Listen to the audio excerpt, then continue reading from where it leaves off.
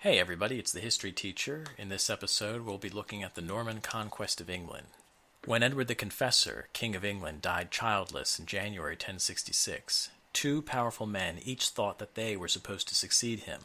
One was Earl Harald of Wessex, a nobleman from the most influential family in Anglo-Saxon England and a successful warrior.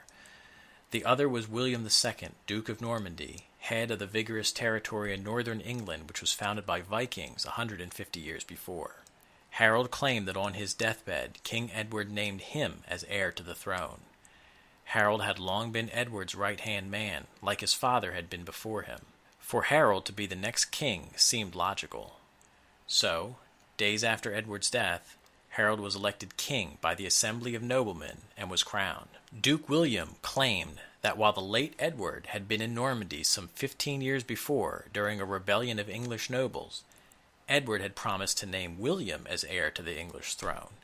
And William further claimed that only years before, when Harold spent time at William's court in Normandy, Harold himself solemnly promised upon holy relics that he would support William as the next king of England.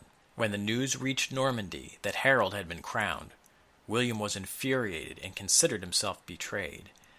After consulting with his advisors, William ordered preparations to invade England. William's intent was to capture the throne that he believed had been stolen from him by Harold.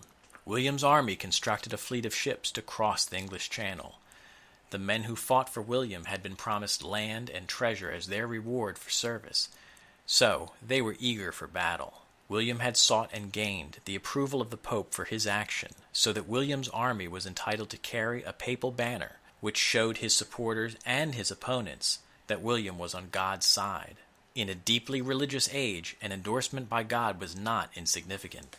Unfavorable winds delayed their departure for months. They didn't leave Normandy until October 1066.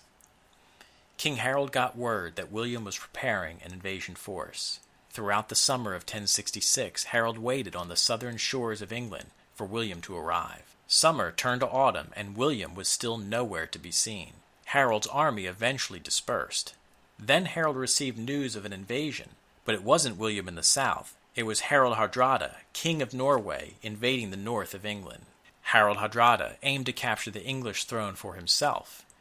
King Harold of England rushed north to Yorkshire to battle the Norwegians, defeating them decisively in a pitched battle at Stamford Bridge on September 25, 1066. Harald Hardrada was killed. King Harold of England had successfully defended his throne. But there was no time to rest, because just as action ended at Stamford Bridge, Harold was alerted. Duke William had just landed in the south. King Harold rapidly marched south and met the Normans near the town of Hastings, close to the southern coast of England. Harold's Anglo-Saxon forces occupied a hill, while Duke William's were positioned on the flatland below. On the morning of October 14, 1066, the Normans attacked. Despite robust assaults by Norman infantry and cavalry, William's army couldn't penetrate the Anglo-Saxons' sturdy battle lines.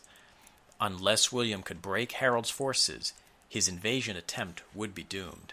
At one point, Norman forces that had been repulsed by the Anglo-Saxons' shield wall started running down the hill. Without orders and thinking that they finally had their enemy on the run, the Anglo-Saxon soldiers broke ranks to pursue the apparently fleeing Normans. William directed his cavalry to attack the isolated Anglo-Saxons who were slaughtered.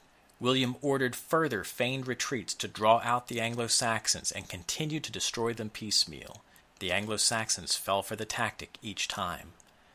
By breaking from their impenetrable shield wall formation, the Anglo-Saxons became vulnerable to Norman forces, especially cavalry. The Normans were winning. The end came when King Harold was killed on the battlefield. The legend is that he was hit in the eye with an arrow, a scene depicted on the Bayeux Tapestry, commissioned by the Normans to commemorate the battle. Prior to his victory at Hastings, William had been known as William the Bastard because of his illegitimate birth. But after the Battle of Hastings, William was known by another name, not just King William of England, but William the Conqueror.